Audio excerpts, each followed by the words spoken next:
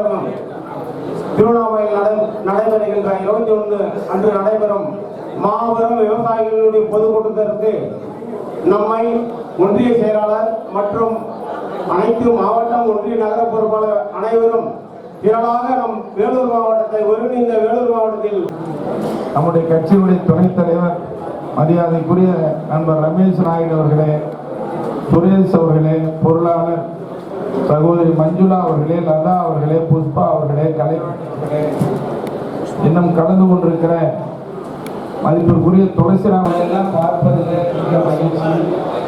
நாம் நீண்ட கால இடைவெளிக்கு பிறகு சந்திக்கிறோம்.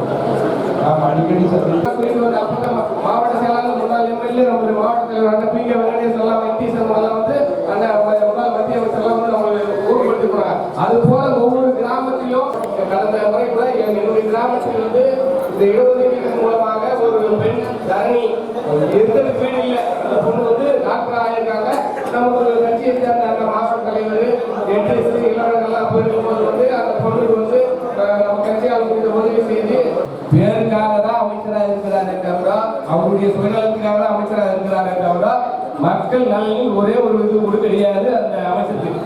ஏன்னா நம்ம பெருமையா வெளிப்படம் பார்த்தோமா அமைச்சர்ன்றா நமக்கு என்ன பிரயோஜனம்? அமைச்சராக இருந்து என்ன பிரயோஜனம்? இது வரைக்கும் ஒரு பையனை கிங்ஸ்டன் காலேஜ் இருக்கு, ஒருத்தர் இலவசமா அந்த காலேஜ்ல படிக்கிறது சீட்டு கொடுத்துருக்காரா?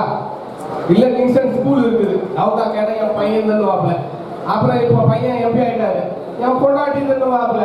அந்த அம்மா நாங்க எல்லாம் என் பிள்ளை இதுன்னு போறாங்க. யார் மக்கள் கட்சி, வன்னியர் சங்கம், சமூக முன்னேற்ற சங்கம், தமிழ்நாடு உழவர் பேரியக்கம், வழக்கறிஞர்கள் சமூக நீதி பேரவை மீண்டும் நம்ம இடஒதுக்கீடு நம்ம போராடி 1000வது நாள் 1000 நாள் ஆகுது அரசாங்கத்திற்கு சொல்லி உச்ச நீதிமன்றம் இது வரைக்கும் அது என்ன ஏதோ கற்புடைப்ப கூட அதை பத்தி பேசாத முதலமைச்சராக வாய்மொழியாக இருக்கின்ற மு.க. ஸ்டாலின் நம்ம ஜாதியில் இருக்கிற நம்ம இனத்தில் இருக்கிற திமுக வீட்டுல இருக்கிற பசங்க பற்றி சும்மாதான் நம்ம வீட்டுல இருக்கிற பசங்க பற்றி சும்மாதான். ஏன்னா நமக்கு வேலை வேணாம்.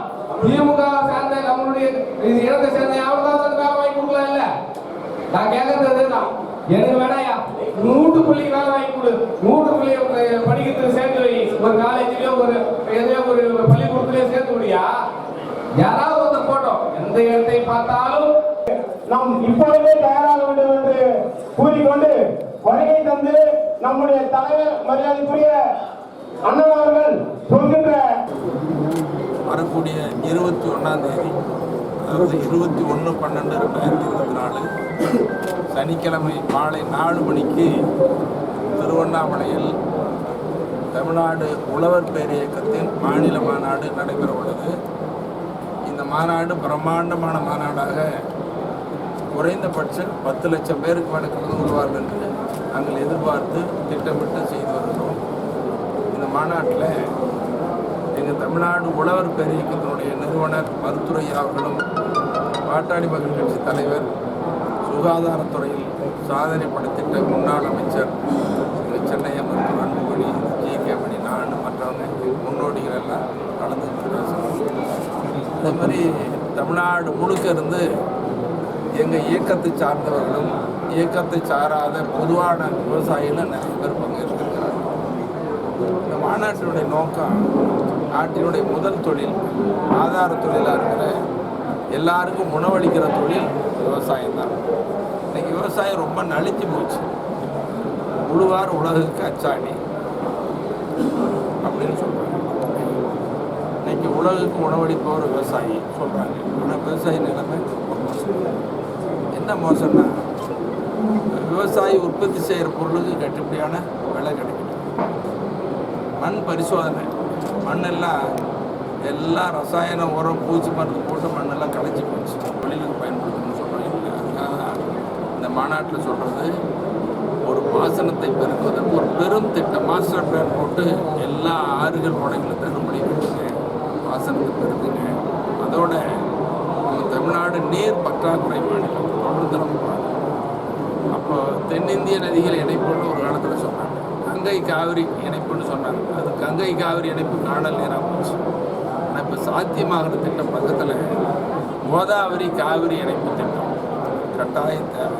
கோதாவரி பாலாறு, பாலாறுலேருந்து தென்பண்ணையாறு, தென்பண்ணையாறுலேருந்து காவிரியிலிருந்து அப்புறம் வைகையிலிருந்து தாமிரபரணி இப்படி எல்லாத்தையும் அடிச்சிருக்கோம். தமிழ்நாடே செழிக்கும். இப்போ கோதாவரியில் ஒரு ஆண்டுக்கு 2000 டிஎம்சி தண்ணி வீணாக கடலுக்கு. அதே மாதிரி கிருஷ்ணாவில் ஒரு ஆண்டுக்கு 400லேருந்து 500 டிஎம்சி தண்ணி வீணாகும். அதனால் அதெல்லாம் இணைக்கணும்னு சொல்லி பெரிய திட்டங்கள்லாம் மாநாட்டில் கோரிக்கை முன்வைக்க போகிறோம். மத்திய அரசுக்கும் மாநில அரசுக்கும் செய்ய வேண்டியது பற்றியெல்லாம் முக்கிய தீர்மானம் நிறைவேற்ற போகிறோம். இந்த மாநாடு முழுக்க விவசாயிகள் மேம்பாட்டுக்கும் அதே நேரத்தில் உணவு உற்பத்தியை பெருக்குவதற்கும் வாங்கி பயன்படுத்தக்கூடிய நுகர்வோருக்கு அடக்க விலையில் பொருள் கிடைப்பதற்கும் வழிவகை செய்கிற மாநாடு அமையும். மாநாடு வெற்றி மாநாடு அமையும். இந்த மாநாடு பிறகு பார்த்தீங்கன்னா பாட்டாளி மக்கள் கட்சி ஒரு வலிமையான இயக்கமாக மீண்டும் எழுந்து நிற்கிது. இது மிகப்பெரிய சக்தி அப்படின்றப்ப ஒரு திருப்பு முனையை உண்டாக்கணும்னு நினைப்பாங்க. இந்த மாநாடு ஒரு பெரிய திருப்பு முனையை ஒரே நாடு பகுதிகளுக்கு 2000 ரூபாய் அறிவிச்சிருக்காங்க. திமுக கூட்டணியில் உள்ள கட்சிகளே பத்தாது அப்படின்னு பொருள் எழுப்பாங்க. எல்லாருமே இதை நான் சட்டமன்றத்தில் பேசுகிறேன். எங்கள் மருத்துவரையா சொல்லிட்டாரு. இப்போது தண்ணி இன்னும் தேங்கி நிற்கும். வேலூர் மாவட்டத்தில் ஒரு பகுதி, பக்கத்தில் இருக்கிற தருமபுரி கிருஷ்ணகிரியில் ஒரு பகுதி, திருவண்ணாமலையில் பெரும்பாலான பகுதி, விழுப்புரம், கள்ளக்குறிச்சி, கடலூரில் மிகப்பெரிய சேதம். இன்னும் சகஜ நிலைமை வாழ்க்கை திருமணம் வீடுகள்லாம் பாதிச்சிருக்கு. இங்கே ஒரு வீட்டுக்கு குடும்ப அட்டைக்கு 2000 ரூபாய் இழப்பு. போன வருஷம் இதே டிசம்பரில் தூத்துக்குடி, திருநெல்வேலி, தென்காசி, கன்னியாகுமரி அங்கெல்லாம் பாதிக்கும். அங்கே எவ்வளோன்னா வீட்டுக்கு குடும்ப அட்டைக்கு 6000 ரூபாய். இது என்ன இது பாகுபாடு? ஏன் இந்த அநீதி? வட மாவட்டங்களுக்கு மட்டும் இவ்வளோ பாகுபாடா? இது சட்டமன்றத்துலேயும் கேட்கலாம். இது கூடாது. அதனால் அரசு எல்லாத்தையும் ஒரே மாதிரி பார்க்கணும். பாதிக்கப்பட்ட குடும்பங்கள் இந்த பகுதியில் எல்லா குடும்பங்களுக்கும் குடும்ப அட்டைக்கு 6000 ரூபாய் அரசு கட்டாயம் இன்னும் தாமதப்படுத்தாமல். இதோட இந்த விளைநிலங்கள் பயிரெலாம் வீணாக போச்சு. பயிரெலாம் தண்ணியில் மூழ்கி வீணாக போச்சு. மழை பெஞ்சு அடிச்சுட்டு வந்து மண் எல்லாம் இன்றைக்கி மேடாக காட்சி நிலம்லாம் மணல் பூஞ்சுக்கிடு, மண் பூஞ்சுக்கிடு. அது சீர்திருத்தம் பண்ணுறதுக்கு விவசாயி பெரிய நட்டத்துக்கு ஆளாகிறாங்க, கடனுக்கு ஆளாகிறாங்க. அதனால் இந்த விவசாயத்தை இழப்பீட்டுக்கு உரிய தொகையை உடனடியாக வழங்கலாம். இந்த தமிழ்நாடு அரசு நிதி கேட்டிருக்கு. நடுவண் அரசும் தமிழ்நாடு அரசு கேட்குற நிதியை வழங்கணும். மத்திய மாநில அரசுகள் சேர்ந்து இந்த மழை சேதத்தை பேரிடர் பாதித்த மாநிலமாக தமிழ்நாட்டை அறிவித்து வெள்ளச்சாதம் வழங்கணும்னு சொல்லியிருக்காங்க. சார், ஒரே நாடு ஒரே தேர்தல் மசோதா நாளைக்கு தாக்கல் செய்யறதா இப்போ தகவல் வெளியாகிருக்கு.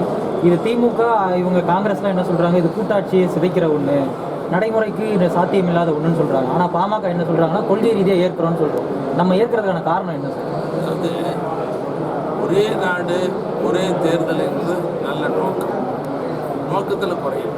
ஏன்னா ஒரே நேரத்தில் தேர்தல் நடக்குது. நாடாளுமன்ற தேர்தல், சட்டமன்ற தேர்தல் எல்லாம் ஒரே நேரத்தில் ஒரே செலவு. அதிகாரிகளுக்கு வாக்களிக்கிற மக்களுக்கு ஒரே நேரத்தில் வேணும். சார், நடைமுறையில் பார்த்தீங்கன்னா நடைமுறை சிக்கல், நடைமுறையில் குளற முடியும். என்ன சிக்கல்னா ஒரு மாநிலத்தில் தேர்தல் நடந்து 1 வருஷம் 2 வருஷம் ஆனால் மீண்டும் தேர்தலை சந்திக்க வேண்டும். இது எப்படி சரி பண்ணுறது? இதுக்கு தேர்தல் ஆணையம் சரியான ஒரு நோக்கம், நல்ல நோக்கம். நடைமுறையில் இருக்கிற சிக்கலை தீர்ப்பதற்கு தேர்தல் ஆணையம் என்ன செய்ய போகுது அதை அறிவிக்கும். சிறைகளில் முஸ்லீம்கள் நிறைய கைதிகளாக இருந்தாங்க. இந்த விடுதலை செய்வதற்கு நீங்கள் பாமக தான் 10 கட்டமாக அந்த மாதிரி பாதிக்கப்பட்ட ஒருவர் நீங்கள் கோவை பாஷா வழியாயிட்டாங்க. இதை பற்றி என்ன சொல்லுங்கள்? இஸ்லாமியர்களுக்கு தடா சட்டம் போட்டு அரசாங்கம் ரொம்ப தண்டிச்சது. அப்போ இந்த தடா சட்டத்தை ரத்து செய்யணும்னு சொல்லி சாலையில் உட்காந்து போராட்டம் பண்ணது மருத்துவரையா. இஸ்லாமியர்கள் 10 வருஷம் 15 வருஷம்லாம் சிறையில் இருக்கு. அவங்க உடனடியே விடுதலை பண்ணணும் மருத்துவரையா பாட்டாளி மக்கள் கட்சி தொடர்ந்து சொல்கிறாங்க. சட்டமன்றத்தில் நாங்களும் பேசியிருக்கோம். இன்றைக்கி அவர் சிறையில் மறைந்ததற்கு ஆழ்ந்த இரங்கலை தெரிவித்துக் கொள்கிறோம், வேதனைப்படுறோம்.